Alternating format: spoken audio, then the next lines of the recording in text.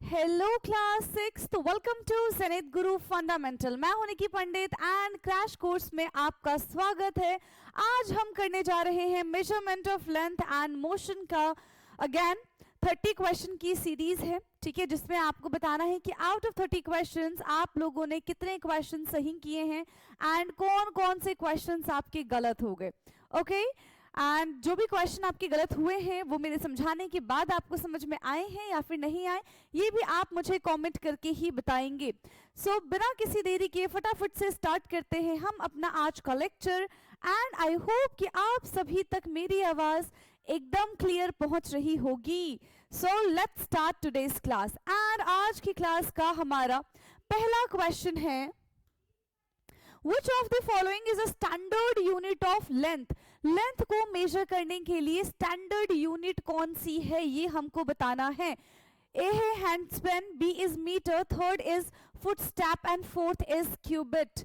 कैसे हम स्टैंडर्ड कौन से इसमें स्टैंडर्ड यूनिट है जिससे लेंथ को मेजर करते हैं। जैसे कि देखो अगर आपको बुक की लेंथ मेजर करनी होगी, है ना, तो आप कैसे मेजर कर सकते हो। यस, कैसे मेजर करोगे। देखो हैंडस्पैन का यूज कर सकते हो और मीटर का यूज कर सकते हो, बट आपको पता है कि हर अलग अलग पर्सन का अलग अलग हैंडस्पैन होता है, तो वो तो स्टैंडर्ड नहीं माना जा सकता। स्टैंडर्ड का मतलब होता है कि आप कहीं पे भी हो, ठीक है, आप जो मेजरमेंट कर रहे हैं वो मेजरमेंट हर जगह एप्लीकेबल होगा एंड वो मेजरमेंट हर जगह सेम होगा। That is called standard unit और that is called standard measurement, ठीक है, जिसको हम एसआई यूनिट कहते हैं। So that is metre. Length को किस में मेजर करते हैं बेटा? लेंथ को हम मेजर करते हैं बच्चे मीटर में। सो क्वेश्चन नंबर 1 का ऑप्शन बी हमारा करेक्ट हो जाएगा। Now let's do the next question, question number 2। The standard unit of length is, अच्छा दोबारा से आ गया, मेजरमेंट ऑफ लेंथ पूछ रहे हैं, फिर से कहा कि ऐसा unit of length. Of course standard unit जो है वो मीटर ही होती है। क्या होती है? स्टैंडर्ड यूनिट मीटर ही होती है। अगर आपको देखो किलोमीटर दे दिया, सेंटीमीटर दे दिया, मीटर दे दिया, मिलीमीटर दे दिया, ये सारे के सारे यूनिट हैं, है ना, ये सारे के सारे आज के टाइम पे यूनिट यूज किए जाते हैं एंड ऑल आर एक्यूरेट। सबके सब एक्यूरेट है, बट सबके सब स्टैंडर्ड यूनिट थोड़ी है, सबके सब स्टैंडर्ड यूनिट नहीं है, वो एक ही होती है standard unit, that is metre.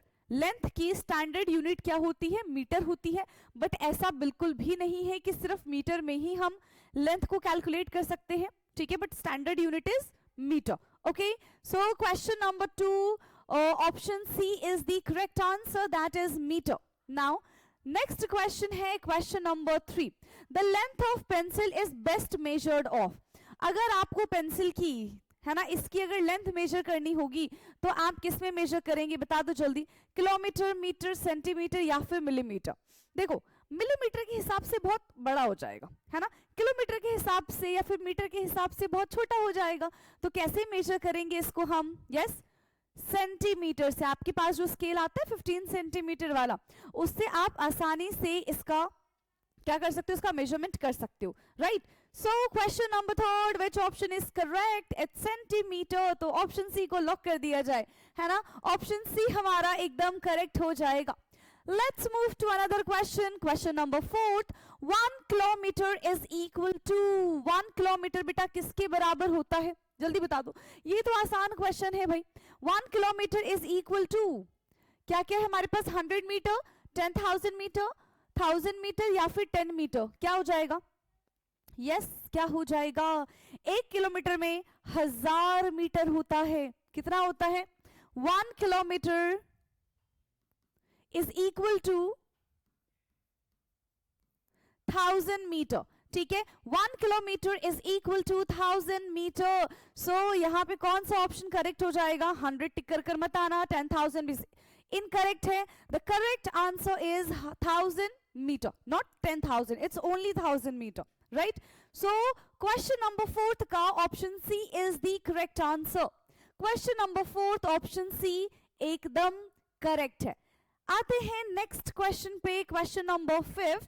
which measuring instrument is used to measure the girth of a tree? Tree की गिर्थ को मेजर करने के लिए वो होता है ना उसका सर ट्रंक सा, उसको मेजर करने के लिए कौन से यूनिट का हम यहाँ पे इस्तेमाल करेंगे, बता दो जल्दी सी। तो देखो वो कैसे शेप का होता है बेटा, वो तो सर्कुलर शेप का होता है। अगर आप मीटर स्केल लेके जाएंगे तो क्या उसको मेजर कर पाएंगे? सोचो, स्केल तो हार्ड है ना, उसको उससे हम सर्कुलर शेप को कैसे मेजर करेंगे? It is impossible. Now second one is measuring tape. तो देखो मेजरिंग टेप से यस वी कैन, क्योंकि मेजरिंग टेप कैसा होता है, फ्लेक्सिबल होता है, उससे आसानी से हम सर्कुलर शेप को मेजर कर सकते हैं। But with the help of compass, with the help of ruler and with the help of metre scale we can not measure the girth of a tree. तो किस चीज का इस्तेमाल करेंगे हम यहाँ पे इस्तेमाल करेंगे मेजरिंग टेप का, ठीक है, जिससे हम आसानी से किसी भी शेप को मेजर कर सकते हैं। Question number 5, which option is correct? Yes, option B, that is measuring tape. Option B is the correct answer. Now next question, question number 6, what is the reason behind the need of standard unit of measurement? आखिरकार हमें standard unit की जरूरत क्यों पड़ी? आप खुद सोचो, क्यों पड़ी? क्या ये जरूरी था स्टैंडर्ड यूनिट? जब हमारे पास स्टैंडर्ड यूनिट्स नहीं थे तो भी हमारा काम हो रहा था, लेकिन तब देखो तब काम हो रहा था but not in a accurate way. अगर आपको कोई भी चीज मेजर करनी है, कुछ भी चीज बताना है, तो आप अपने हिसाब से बताओगे, सुनने वाला इंसान अपने हिसाब से सुनेगा। तो यहाँ पे मिसकम्युनिकेशन बहुत ज्यादा था, पहली चीज। दूसरी चीज की अगर कम्युनिकेशन भाई सही भी है तो भी मेजरमेंट तो अलग अलग ही होगा ना, ठीक है। आप खुद से जाके तो मेजरमेंट नहीं दोगे। अगर हैंड स्पेन की बात करें, फुट स्टेप्स की बात करें, तो हर जगह आप अवेलेबल नहीं हो सकते हैं, ठीक है। तो यहाँ पे मिसकम्युनिकेशन बहुत ज्यादा था, plus this is not accurate way, है ना, किसी भी चीज को मेजर करने के लिए, इसीलिए स्टैंडर्ड यूनिट की हमको खास जरूरत पड़ गई। सो ऑप्शंस की अब हम बात करते हैं, ठीक है। So to make the measurement easier, ताकि हमारा जो मेजरमेंट है वो इजी हो जाए, to avoid confusion in measurement, to allow different unit for different people, to make measurement longer.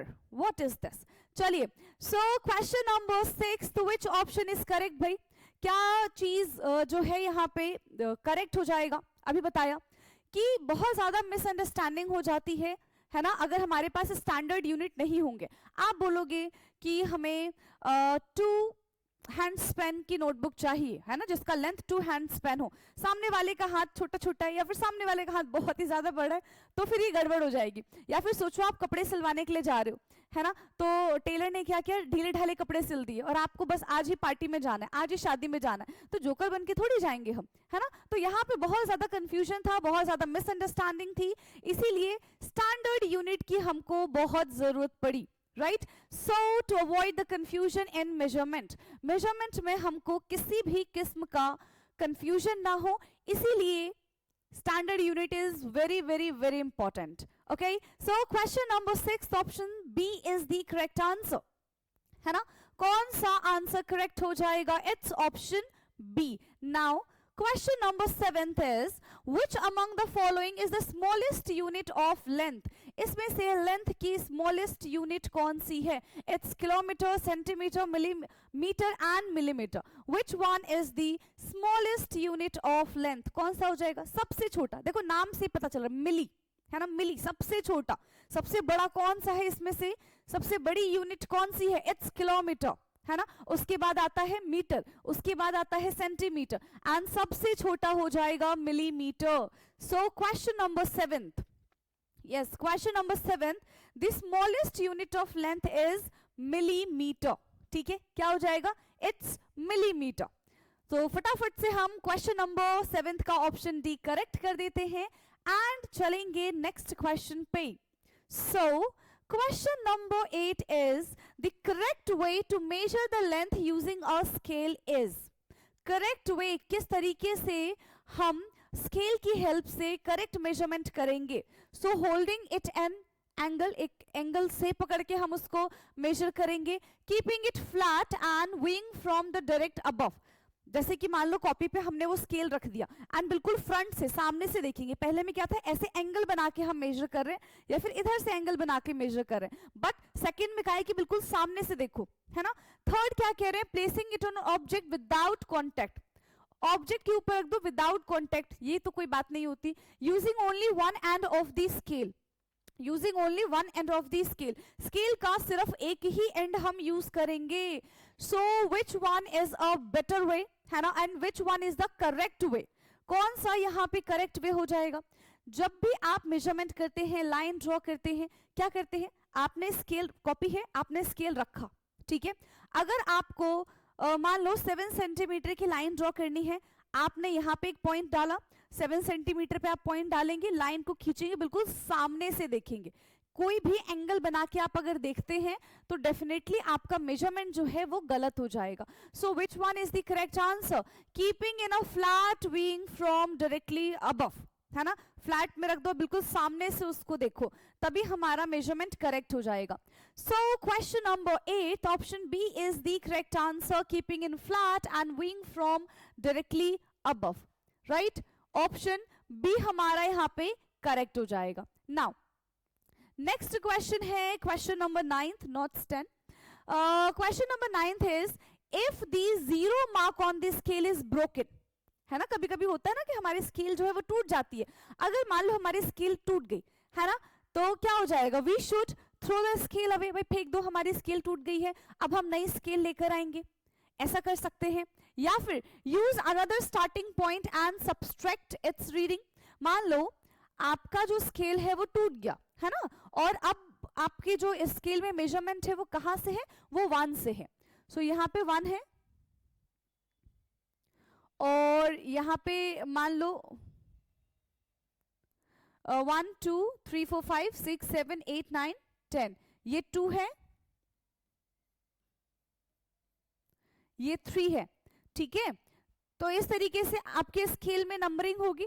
आपको अगर किसी चीज को मेजर करना है लाइक दिस, जैसे कि यहाँ पे स्केल बना हुआ है ना, अगर आपको मेजर करना है, 0 से तो टूट गया, तो आप क्या करेंगे, जहां से भी आपका करेक्ट है स्केल, मान लो 2 सेंटीमीटर से है, 3 सेंटीमीटर से है, 1 सेंटीमीटर से है, वहीं से आप लाइन ड्रॉ करोगे और बैक वाला जितना भी टूटा हुआ है, फिर जितना भी आप मेजर नहीं कर पाए हो, लेट्स सपोज कि स्टार्टिंग से आपने 2 सेंटीमीटर मेजर नहीं किया, है ना, तो उतना आप माइनस कर दोगे, ठीक है. तो इस तरीके से हम ब्रोकन स्केल से भी करेक्ट मेजरमेंट कर सकते हैं, ठीक है, उसको फेंकने की जरूरत नहीं है.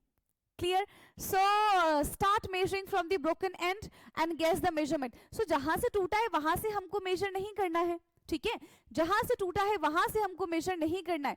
मेजर तो हम बिल्कुल स्टार्टिंग पॉइंट से ही करेंगे, ठीक है, मेजर तो हम बिल्कुल स्टार्टिंग पॉइंट से ही करेंगे, बट जितना टूटा हुआ है उतना हम सब्ट्रैक्ट कर देंगे, ठीक है.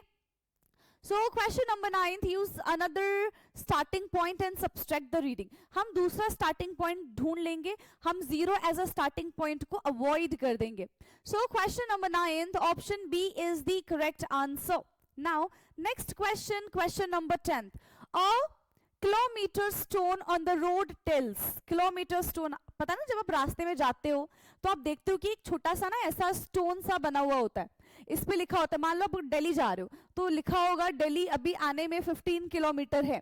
फिर आप जाओगे, फिर आगे आपको ऐसा ही स्टोन दिखेगा और उसमें दिखेगा दिल्ली आने में अभी 5 किलोमीटर है ना. तो बेसिकली ये हमको क्या बताता है, ये हमको क्या बताता है, the width of the road, the distance of a particular place, the height of the road या फिर the depth of the road. किसके बारे में बताता है, ये बताते हैं कि जिस जगह पे आप जाने वाले हैं उसका डिस्टेंस अभी यहां से इतना है ना, तो वो उस पर्टिकुलर प्लेस का डिस्टेंस आपको बताता है. So that is the distance of a particular place. A kilometre stone on a road tell us the distance to a particular place, कि अब इस जगह पे पहुंचने के लिए इतने किलोमीटर बचा हुआ है, ठीक है. सो क्वेश्चन नंबर 10 का ऑप्शन बी हमारा करेक्ट हो जाएगा. Now next question, question number 11. The motion of a pendulum is an example of. Pendulum आप सबको पता है क्या होता है. पेंडुलम में एक लगी होती है string and one is Bob, ठीक है, दिस इज कॉल्ड बॉब, जो कि मेटल का बना हुआ होता है, ठीक है, एंड दिस इज स्ट्रिंग, ये हमारे इस पे धागा जिससे वो लटका होता है, ठीक है. अब ये पेंडुलम जो है वो कंटिन्यूएशन में मूव करता रहता है, पहले इधर जाएगा, फिर वापस अपनी पोजीशन पे आएगा और फिर इधर चला जाएगा, तो ये इस तरीके का मोशन शो करता रहेगा. Now you have to tell कि ये कौन सा मोशन है. यस, ये हमारा कौन सा मोशन हो जाएगा, circular motion, linear motion oscillatory motion या फिर रोटेशनल मोशन, किस टाइप का मोशन है?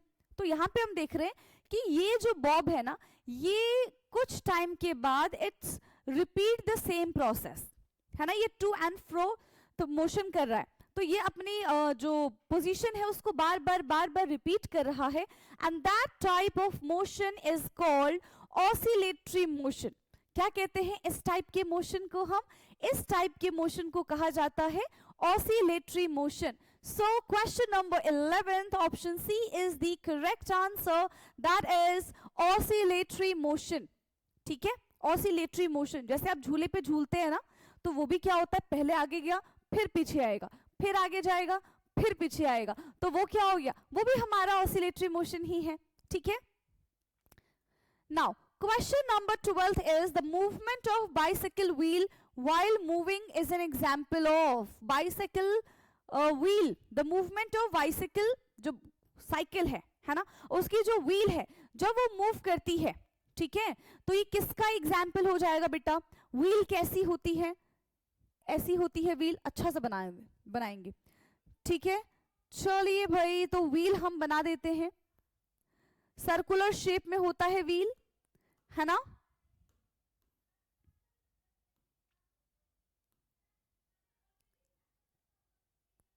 और इस पे कुछ आपका जिगजैग पैटर्न भी फॉलो होता है, यहाँ पे आपका जिगजैग पैटर्न भी फॉलो होता है। इतने अच्छे से देखो, मेरे को व्हील बनाने आती नहीं है, तो कुछ ऐसा ही होता है।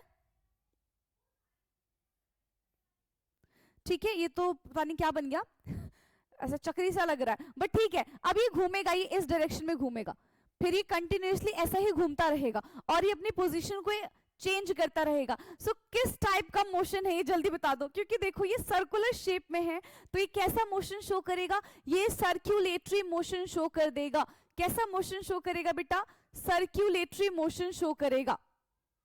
Linear motion, circulation motion, oscillatory motion या फिर पीरियोडिक मोशन, तो ये सर्कुलर मोशन शो करेगा। Moving is an example of, सिर्फ मूविंग के बारे में बात करें, so moving is an example of circulatory motion, okay. Now next question है हमारा, the movement of the earth around the sun is an example of. Movement of earth around the sun, sun के इर्द गिर्द जो हमारी अर्थ है वो चक्कर ऐसे लगाती रहती है, तो वो हमारा कौन सा मोशन हो जाएगा? जल्दी बता दो, वो हमारा कौन सा मोशन हो जाएगा? Linear motion, circulatory motion, oscillatory motion या फिर रोटेशनल मोशन? यस बेटा, किस टाइप का मोशन है बच्चे? वो है हमारा सर्कुलेटरी मोशन। किस टाइप का मोशन है? अगेन वो सर्कल में ही घूमेगा, सो that is again called circulatory motion. Question number 13 का ऑप्शन सी ही हमारा यहाँ पे करेक्ट है। Next question number 14, the motion of a train in a straight track. Train जब स्ट्रेट ट्रैक में जाती है तो वो किस टाइप के मोशन को फॉलो करती है? आपके ऑप्शंस हैं linear motion, circulatory motion, oscillatory motion and rotational motion. किस टाइप का मोशन होता है? तो भाई ट्रेन कैसे जाती है? ट्रेन तो सीधी सीधी छुक छुक छुक छुक छुक छुक करके चली जाती है ना, ऐसी जाती है ट्रेन, तो कौन सा मोशन शो करेगी ये? यस, कौन सा मोशन शो करेगी? It's linear motion ma'am, linear motion. इतना आसान क्वेश्चन है, लीनियर मोशन है ये तो। ठीक है, आप सब ट्रेन में बैठे हैं कि नहीं बैठे हैं? बैठे होंगे, है ना, 100% बैठे होंगे। अब मुझे वो बताएंगे जो ट्रेन में नहीं बैठे हैं। सभी बैठे हैं, है ना? ऐसा भी तो नहीं है, कुछ तो होंगे जो ट्रेन में नहीं बैठे, सीधा प्लेन से ही जाते हैं जहां पे भी जाते हैं। क्यों भाई? चलो नेक्स्ट क्वेश्चन पे आ जाओ। नेक्स्ट क्वेश्चन है, the motion of a child on a swing is. झूले पे आप झूल रहे हो, अभी बताया था, जब आप स्विंग झूले पे झूल रहे होते हैं तो वो क्या करती है? पहले आगे जाएगी, फिर वापस पीछे आएगी, फिर आप आगे जाओगे, फिर वो पीछे आएगी। तो ये कौन से टाइप का मोशन है बच्चे? कौन से टाइप का मोशन है? Circulatory motion, linear motion, oscillatory motion या फिर none of the above? So it is oscillatory motion. कैसा मोशन है ये? ऑसिलेटरी मोशन है। क्वेश्चन नंबर 15 का option C is the correct answer. ठीक, नेक्स्ट पे आ जाओ। नेक्स्ट क्वेश्चन है question number 16, the spinning top exhibit. Spinning top जो लट्टू टाइप का होता है ना, लट्टू ही बोलते हैं उसको, तो क्या करता है? वो लीनियर मोशन शो करता है, रोटेशनल मोशन शो करता है, ऑसिलेटरी मोशन शो करता है या फिर इसमें से कुछ भी नहीं?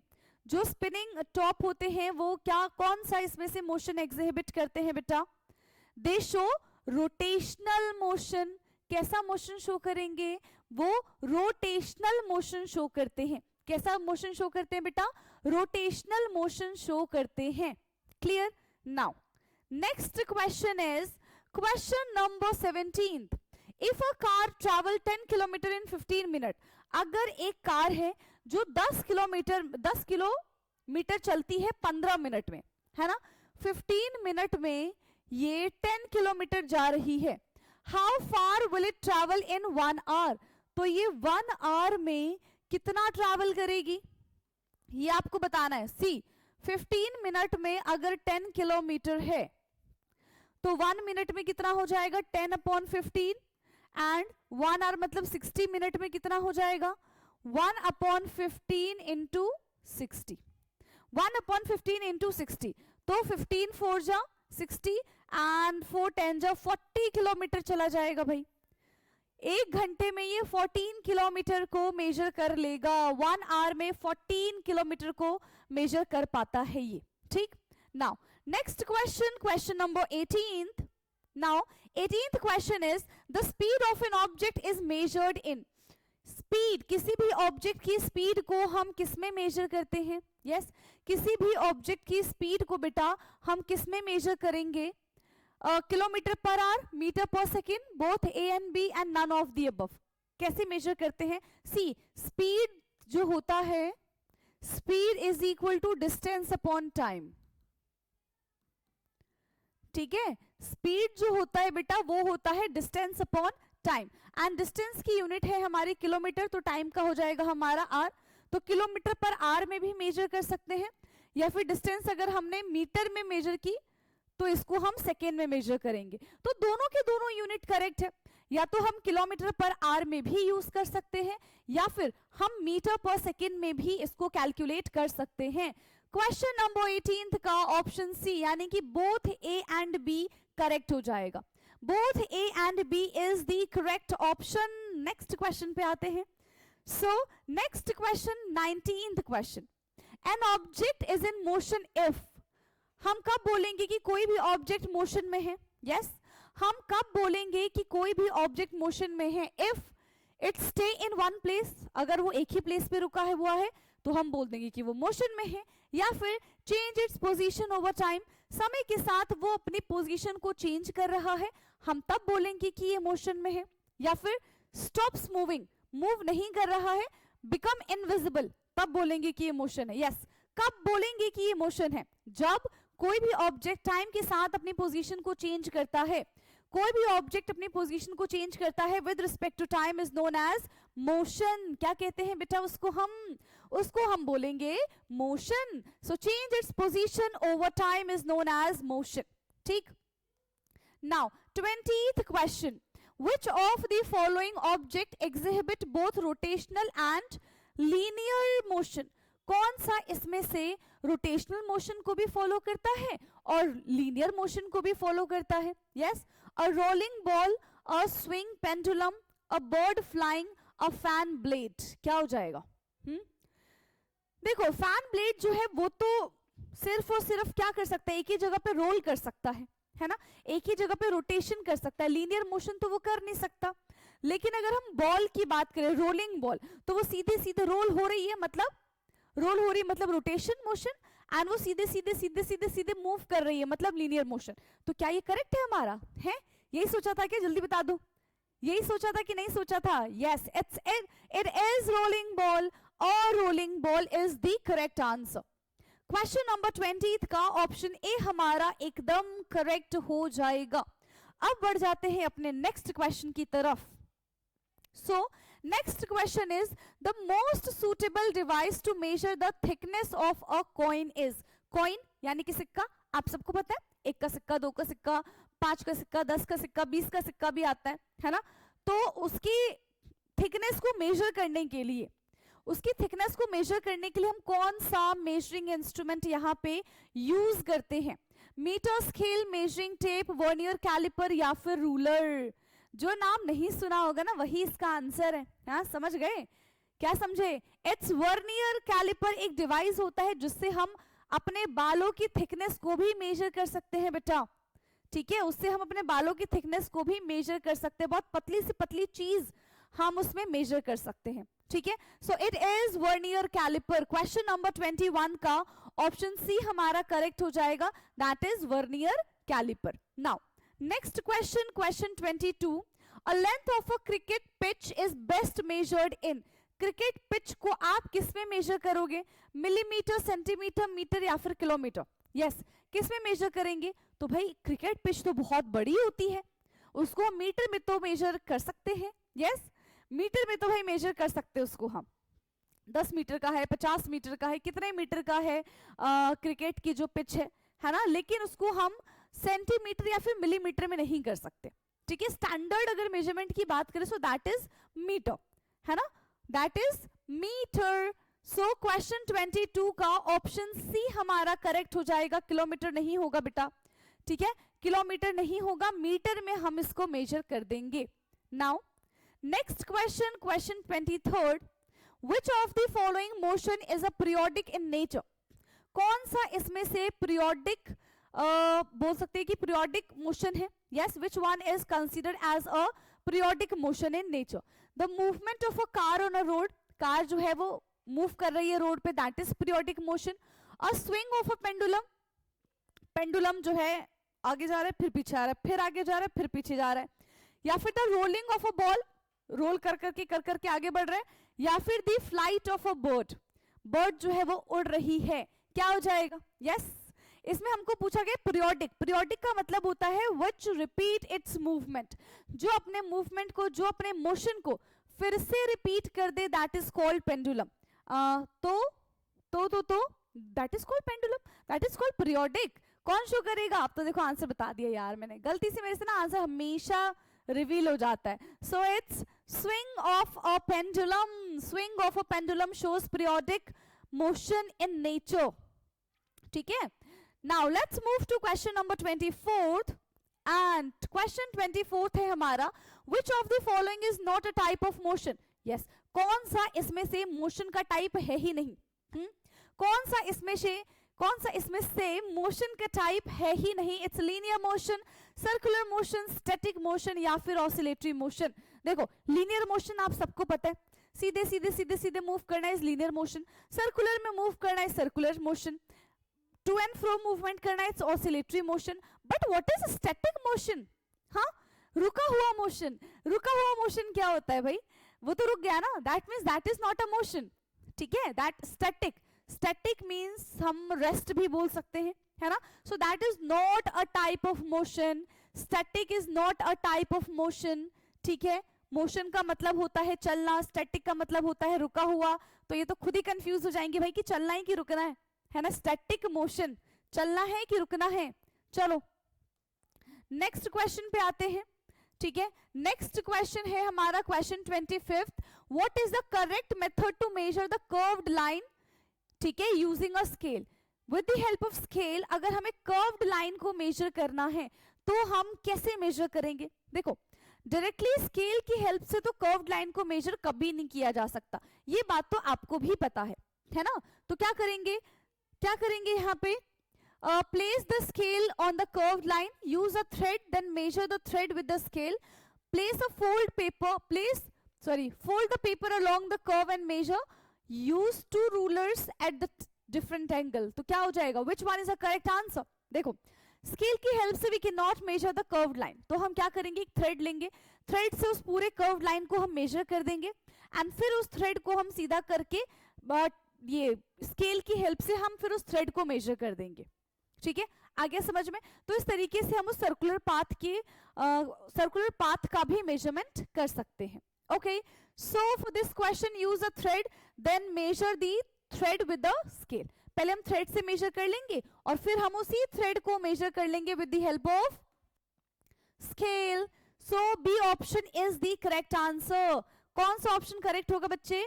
ऑप्शन बी हमारा यहाँ पे करेक्ट हो जाएगा, ठीक है। नाउ नेक्स्ट क्वेश्चन है हमारा, the movement of satellite around the earth is an example of. Satellite का मूवमेंट अराउंड द अर्थ क्या हो जाएगा? The movement of satellite around the earth is example of linear motion, circulatory motion, oscillatory motion या फिर random motion. तो वो कैसा motion show करेंगे बच्चे? कैसा मोशन शो करेंगे?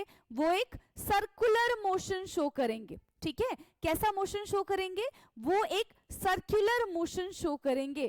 क्वेश्चन नंबर 6 का ऑप्शन सी हमारा correct, not C, circular is B, है ना, सर्कुलर हमारा बी, यानी कि ऑप्शन बी हमारा करेक्ट हो जाएगा। Okay, option B is the correct answer. Let's move to another question, question number 27। So the motion of an electric fan's blade is an example of, electric fan के blade का किस type का motion होता है? It's rotational motion, oscillatory motion, linear motion या फिर vibrational motion। तो वो क्या करते हैं? एक ही जगह पे घूमते रहते, रोटेशन करते रहते हैं। So that is called rotational motion। क्या कहते हैं उसको हम rotational motion कहते हैं। क्वेश्चन नंबर 7 का ऑप्शन ए हमारा करेक्ट हो जाएगा, that is rotational motion. Okay, चलो बढ़ते हैं, अब बिल्कुल हम अपने एंड पे आ चुके हैं, हम पहुंच चुके हैं क्वेश्चन नंबर 28 पे। So what is the primary reason for using a flexible measuring tape? क्या रीजन है कि हम फ्लेक्सिबल मेजरिंग टेप का इस्तेमाल करते हैं? यस क्या रीजन है कि हम फ्लेक्सिबल मेजरिंग टेप का इस्तेमाल करते हैं? It is cheaper than ruler, ये रूलर से चीपर होता है इस वजह से। It can measure curved line easily, इससे कर्व्ड लाइन का भी मेजरमेंट हो जाता है इस वजह से। And it is made of plastic, क्योंकि प्लास्टिक से बना हुआ है, this is not the reason. And it can be use to measure liquids, ये लिक्विड को मेजर करने के काम आता है। ये कौन सी बात होती है? लिक्विड का हम मेजरमेंट ऐसे नहीं करते नाप के, उसका वॉल्यूम से हम उसका मेजरमेंट करते हैं, उसका वॉल्यूम हम कैलकुलेट करते हैं लिक्विड का, ना कि इस तरीके से लेंथ कैलकुलेट करते हैं। सो क्या हो जाएगा? It can measure curved surface easily, ये कर्व्ड सरफेस को आसानी से मेजर कर देता है। ये क्या करता है बेटा? कर्व्ड सरफेस को आसानी से मेजर कर देता है। So question number 28, it can measure the curved surface easily, option B is the correct answer. Option B हमारा यहाँ पे करेक्ट हो जाएगा। नेक्स्ट क्वेश्चन की तरफ आते हैं अब हम। Question number 29, a person standing in a moving train appears to be at the rest while when observed from inside the train, because a person standing, ठीक है, person standing in a moving train appear to be at the rest when observed from inside to the train। देखो, जब आप train के अंदर होते हैं, ठीक है, जब आप ट्रेन के अंदर होते हैं, है ना, तो आपको क्या लगता है? आप भले ही चल रहे हो, बैठे हो, कुछ भी हो, ट्रेन के अंदर वाले लोग आपको स्टैटिक लगते हैं, एंड ट्रेन के बाहर वाले लोग जो बैठे हुए होंगे तो भी वो आपको मूविंग ही लगते हैं, है ना, तो भी वो आपको मूविंग ही लगते हैं।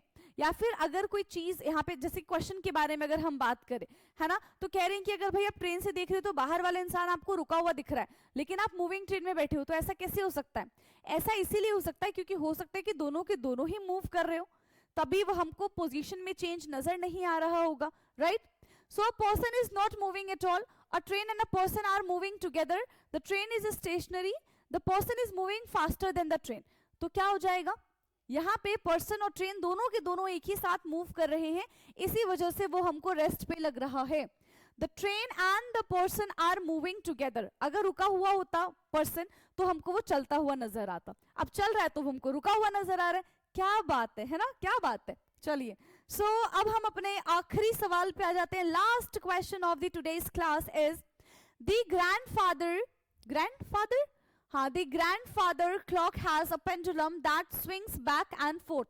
ठीक है, पेंडुलम क्या करता है? आगे जाता है, पीछे आता है, आगे जाता है, पीछे आता है। It is an example of, yes, अभी हमने पढ़ा ना, पेंडुलम किसका एग्जाम्पल होता है बेटा? किसका एग्जाम्पल होता है pendulum? Circular motion, oscillatory motion, random motion या फिर ट्रांसलेशन मोशन, किसका एग्जाम्पल होता है? इट इज किसका एग्जाम्पल हो जाएगा? हमारा ऑसिलेटरी मोशन का एग्जाम्पल हो जाएगा, है ना, ये हमारा किसका एग्जाम्पल हो जाता है? ऑसिलेटरी का एग्जाम्पल हो जाएगा। क्वेश्चन नंबर 30 का option B is the correct answer. Option B हमारा यहाँ पे बेटा करेक्ट हो जाएगा क्वेश्चन नंबर 30 के लिए। एंड इसी के साथ हमने अपना चैप्टर क्या किया, समाप्त कर लिया, खत्म कर लिया है। एंड नेक्स्ट क्लास में इसके बाद वाला चैप्टर आएगा, ठीक है, कौन सा था, मटेरियल अराउंड अस, यस, वही हम करेंगे नेक्स्ट क्लास में। तब तक के लिए कि ये सोच के रखो कि क्या आपने सारे के सारे लेक्चर देख लिए हैं इस चैप्टर तक। अगर नहीं देखा और आपने मुझे कमेंट में नहीं बताया है कि आउट ऑफ 30 क्वेश्चन कितने सही गए हैं, तो प्लीज आप मुझे कमेंट में बताइए कि आउट ऑफ 30 क्वेश्चन आपके कितने क्वेश्चन सही गए हैं, ठीक है, ताकि मुझे भी पता चले कि हाँ जैसे जैसे हम एक एक चैप्टर आगे बढ़ रहे हैं आपके स्कोर भी बढ़ रहे हैं, कम नहीं हो रहे वो या फिर कांस्टेंट नहीं है, ठीक है। चलिए, तो अब हमारी मुलाकात होगी अपने नेक्स्ट लेक्चर में, तब तक के लिए पढ़ते रहिए। Thank you so much.